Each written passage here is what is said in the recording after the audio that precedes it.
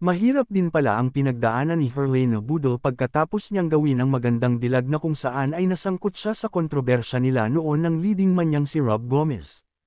Ibinunyag ni Helena sa media conference ng binibining marikit kahapon na nagkaroon siya ng ilang session sa psychiatrist nang nahirapan daw siyang i-handle yung isyong pinagdaanan niya noon. Nagpa-doktor po ako para po ma-process po siya ng maayos sa akin. Kung bakit may mga ganong klase ng tao na talagang hilahin ka pababa kapag alam nilang itinataas ka ng Panginoon, saad ni Helena. Naging mahirap daw sa kanya ang pinagdaanan na tanggapin ang mga bintang at mga akusasyong ibinabato sa kanya. Nagpa-help po ako sa doktor para matanggap ko yung mga sinasabi sa akin ng mga tao. Kasi para ma-overcome ko po lahat. Mabigat po na paratang sa akin. Kaya parang mahirap po yung naging sitwasyon ko at mahirap po mag-move on sa ganung sitwasyon na alam ng Panginoon kung ano yung tama at mali, dagdag niyang pahayag.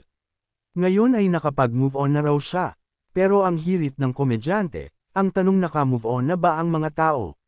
Sabi pa ni Helena, ngayon ba sa binibining marikit ay matitiyak ba niyang hindi uli ito mangyayari sa kanya? Wala na pong kainan na magaganap, nakakalokang hirit ni Helena. Kasi po, parang iyon naman ang pinapunta natin dito, bakit pa natin sabihin?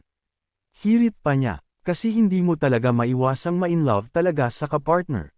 Kaya hindi po talaga ako makapagsalita ng tapos. So ayoko pong maulit yung trauma na ibinigay sa akin nung last na co-actor ko na parang ang bigat na hindi ako na ipagtanggol na walang boses na magsalita.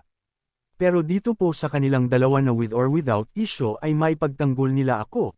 Sabi pa ni Helena Budol na ang tinutukoy ay ang kanyang dalawang leading man sa palabas na sina Tony Labrusca at John Fer. Sa February 10 na magsisimula ang binibining marikit sa afternoon drama ng GMA7.